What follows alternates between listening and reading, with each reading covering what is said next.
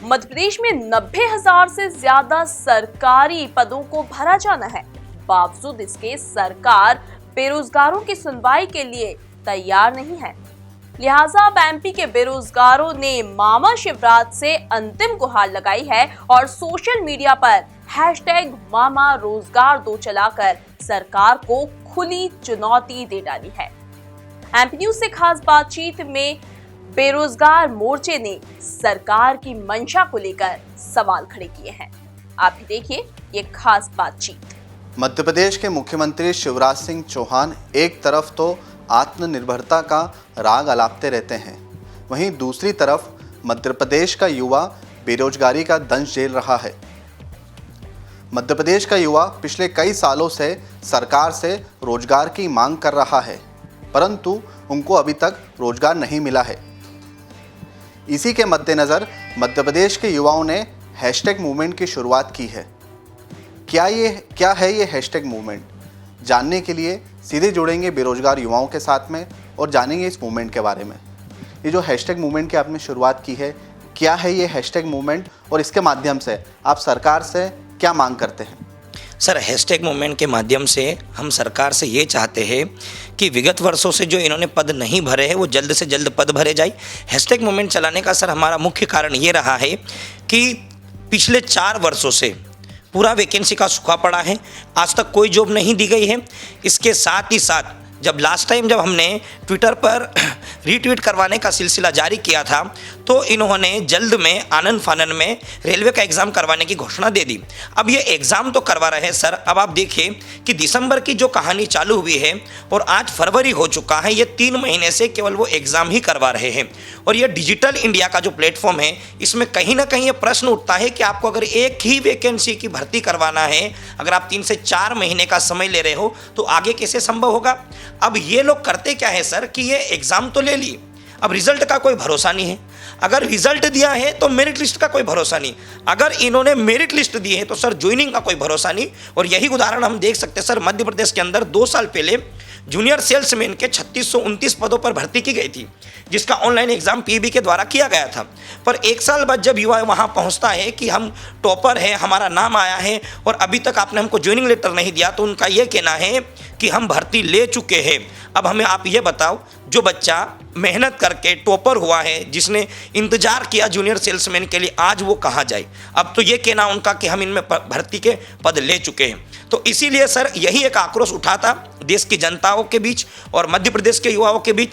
इसी कारण से सर वर्ल्ड में सबसे ज़्यादा रीट्वीट किया गया है कि हैशटैग मोदी रोजगार दो नंबर 1 पे रहा। लगभग 6.3 मिलियन विद्यार्थियों ने सर इसको सपोर्ट किया है और साथ ही साथ मामा रोजगार दो को भी नंबर 3 के ऊपर ट्रेन करवाने के लिए मध्य प्रदेश युवाओं ने काम किया है। जी हाँ, निश्चित तौर पे हैशटैग मूवमेंट ये एक ऐसा मूवमेंट है जिसके माध्यम से युवा यूट्यूब पे जाकर, फेसबुक पर जाकर हैशटैग मामा रोजगार दो, हैशटैग मोदी रोजगार दो ट्वीट करते हैं और इसी के माध्यम से सरकार को जगाने की कोशिश की जा रही है।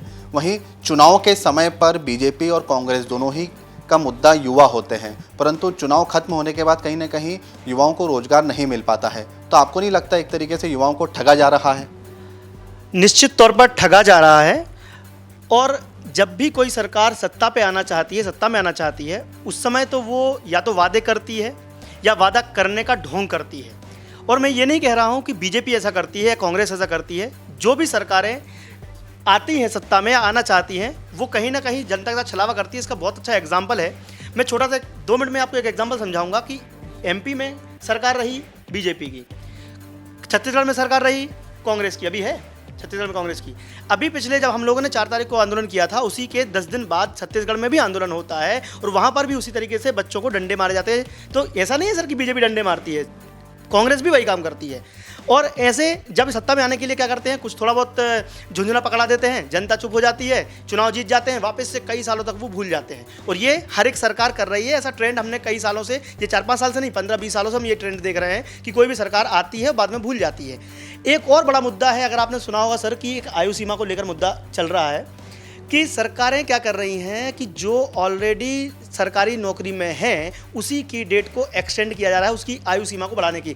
सबसे पहला ट्रेंड तो अभी चला था 60 से 62 हुई, अब सुनने में आ रहा है कि ये 64 करने वाले हैं। हम युवा बेरोजगार, एक तरफ तो युवा बेरोजगारी की सब बात कर रहे हैं, बात सब कर रहे हैं, लेकिन जॉब कब मिलेगी? जब कोई रिटायर्ड होगा या पद खाली होंगे तभी तो नौकरी मिलेगी। अब पद सृजन नहीं करोगे तो बच्चे को नौकरी मिलेगी कैसे? अब सुनने में आ रहा है 64 साल, यानी कि 2 साल बच्चा और बैठा रहेगा, वैकेंसी आ नहीं रही है, तुम यहाँ एज बढ़ा रहे हो। कहीं ना कहीं सर इसमें हमको इंटरनली कुछ सांठगांठ भी समझ में आती है, अब उसको हम प्रूफ तो नहीं कर सकते हैं, लेकिन आवाज़ जरूर उठा सकते हैं कि अगर आप किसी व्यक्ति को जो ऑलरेडी गवर्नमेंट जॉब में है उसकी आप एज बढ़ा दोगे, उसको आप और समय तक रखोगे, तो एक तो नौकरी सृजित नहीं होगी और दूसरा वही व्यक्ति सरकार के लिए काम करता रहेगा तो आपकी सरकारों पर कोई आँच नहीं आएगी। कहीं ना कहीं ये भी हो सकता है। तो ये आयु सीमा को 58 साल किया जाए, ये भी सर हमारी मांग आगे बढ़ने वाली है।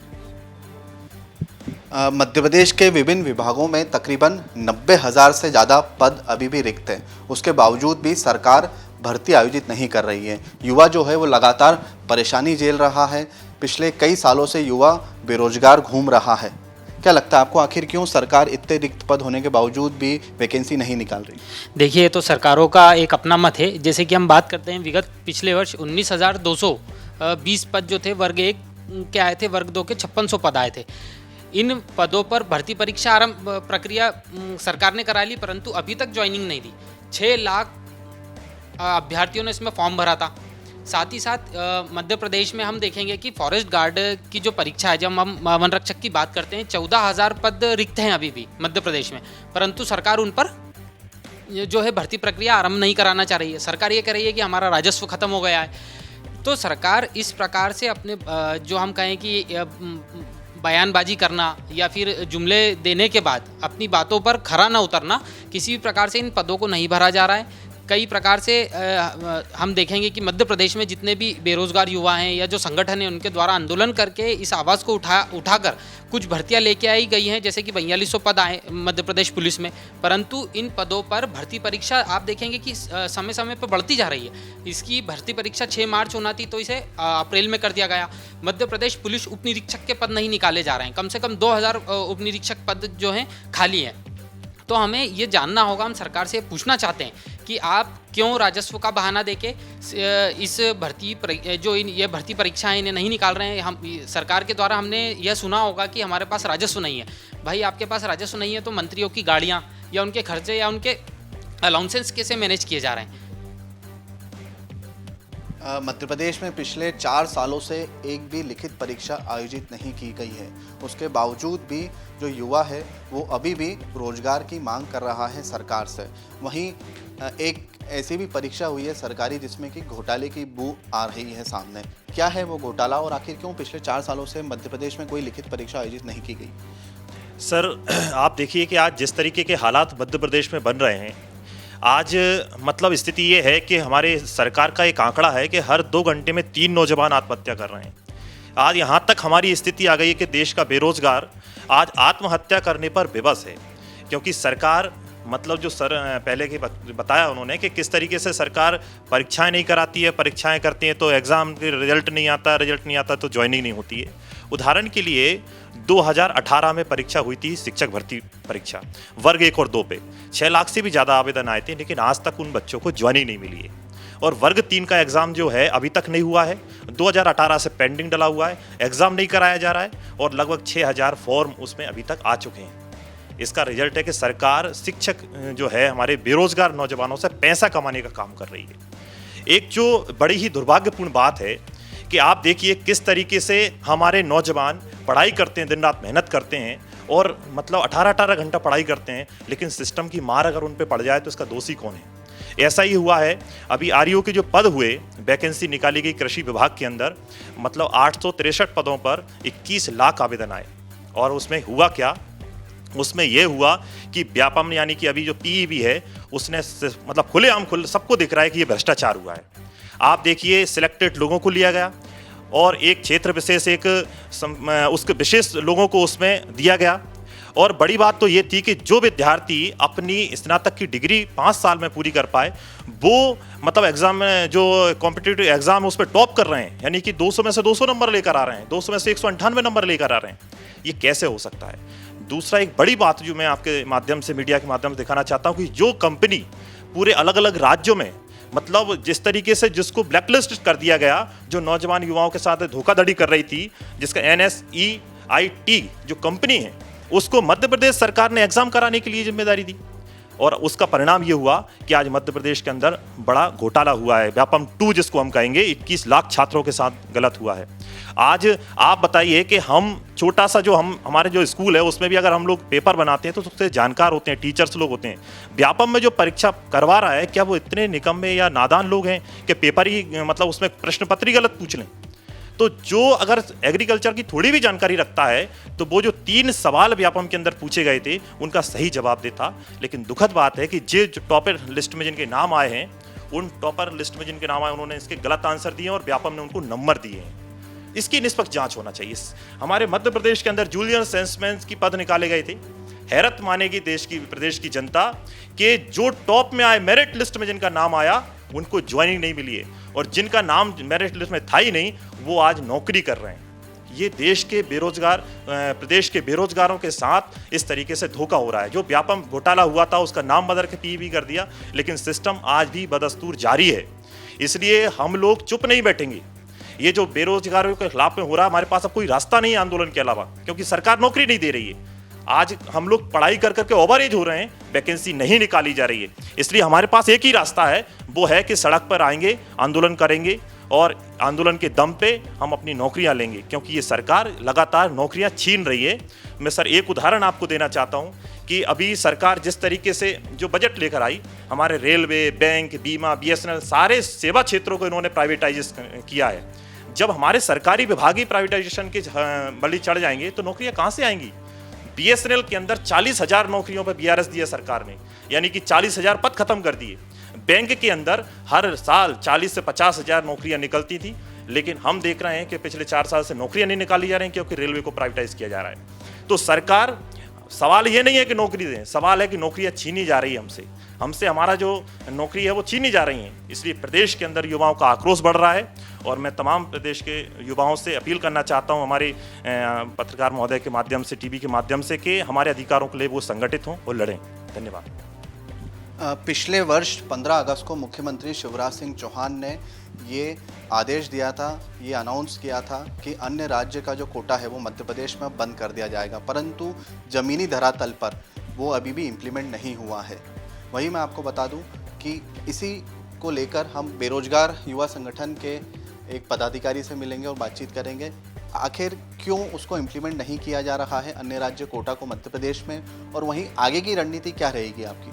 सबसे पहले तो सर बहुत बहुत धन्यवाद, आपने ये प्रश्न पूछा है। और ये प्रश्न कहीं ना कहीं मध्य प्रदेश के हर एक युवा के मन में जाता है कि 15 अगस्त के दिन जब चुनावी यात्रा निकल रही थी, तब हमारे राज्य के मुख्यमंत्री जी का कहना था कि मेरे प्यारे भांजों और भांजियों, आप टेंशन मत लो, मध्य प्रदेश का रोजगार केवल और केवल मध्य प्रदेश के युवा को ही मिलेगा और आने वाले समय में मध्य प्रदेश की भर्तियों पर केवल और केवल मध्य प्रदेश का युवा ही नौकरी करेगा। जब इन्होंने ये घोषणा की तो मध्य प्रदेश के सभी युवाओं के अंदर एक खुशी की लहर उठी थी। पर इसके बाद में सर अगर आप देखोगे, इसके 5 महीने बाद एक फॉर्म भरा जाता है, MP पुलिस का फॉर्म, जिसके अंदर 12,05,000 फॉर्म डाले गए हैं। अगर आपने ये घोषणा की थी तो आपने अभी तक इसको लागू क्यों नहीं किया, और इस भर्ती के अंदर आपने इस नियम को सुचारू रूप से चलाया क्यों नहीं? या तो ये हो सकता है कि आप केवल और केवल एक चुनावी वोट पाना चाहते थे और चुनावी वोट के चक्कर में आपने प्रदेश के जो युवा है, जो प्रदेश के जो विद्यार्थी पढ़ रहे हैं, उनके साथ कहीं ना कहीं आपने छल किया है। तो हम सरकार से यही गुजारिश करते हैं कि कम से कम आपने जो घोषणा की है उन्हें तो आप याद रखें। जो आपने युवाओं को कहा है कि मैं आपको रोजगार दूंगा, आप रोजगार दो। आपने कहा है कि मध्य प्रदेश का रोजगार मध्य प्रदेश के युवा के लिए। अब आप हमें बताओ, आपकी कथनी और करनी में कितना अंतर है? अब बच्चा करे तो करे क्या? अब हमारे पास सर, जो आपने पूछा आगे की रणनीति क्या है, अगर मध्य प्रदेश सरकार अगर हमारी बात नहीं सुनती है तो हम विद्यार्थियों के पास केवल एक ही रास्ता बचता है, वो है केवल और केवल आंदोलन। हम आंदोलन के माध्यम से सरकार को ये बताना चाहते हैं कि यहाँ पर बेरोजगारी का जो स्तर आज वो इतना बढ़ चुका है कि युवा रोड पर उतर चुका है अब अपने हक की लड़ाई लड़ने के लिए। तो हमारी सभी जो भी सरकार है, हम उनसे यही एक आग्रह करते हैं कि जल्द से जल्द आप जो रिक्त पड़े पद हैं उन पर भी भर्ती लो, क्योंकि आप बेरोजगारी का हालत ये देख सकते हो सर कि 12,05,000 पद केवल और केवल 4,000 पदों के लिए। अगर आप एक कैलकुलेशन लगाओगे सर तो अगर मैं यहाँ कैलकुलेशन लगाता हूँ तो यहाँ पर अगर मैं ये देखता हूँ कि अगर 12,05,000 पद है, अगर मैं 4,000 के बीच अगर डिवाइड करता हूँ तो यहाँ पर हर मुझे 1 लाख के अंदर 3 बंदे, हर 1,000 के ऊपर मुझे 3 बंदे चाहिए। क्या मध्य प्रदेश की सरकार 1,000 में केवल 3 योग्य अभ्यर्थी ही ढूंढ सकती है क्या? तो कहीं ना कहीं एक प्रश्न बहुत बड़ा है सर। तो इसके ऊपर हमारी पूरी टीम काम करेगी और अगर हमारी मांगे नहीं मानी जाती है तो जिस तरीके से हमने 4 सितंबर के अंदर भोपाल में आंदोलन किया था उसी की तर्ज के ऊपर सर हम इस बार पूरे मध्य प्रदेश की 52 जिलों के अंदर एक दिन हम बहुत ही जबरदस्त आंदोलन फिर से करने वाले हैं। धन्यवाद सर। जी हाँ, निश्चित तौर पर मध्य प्रदेश में 90,000 के करीब रिक्त पद होने के बावजूद भी मध्य प्रदेश की सरकार वैकेंसी नहीं निकाल रही है और इसी के चलते यहाँ का युवा परेशान है, यहाँ का युवा रोजगार चाहता है और इसीलिए वे हैशटैग मूवमेंट चला रहे हैं। कैमरा पर्सन अरुण यादव के साथ युवराज सिंह पुरावत की रिपोर्ट, MP न्यूज़, इंदौर।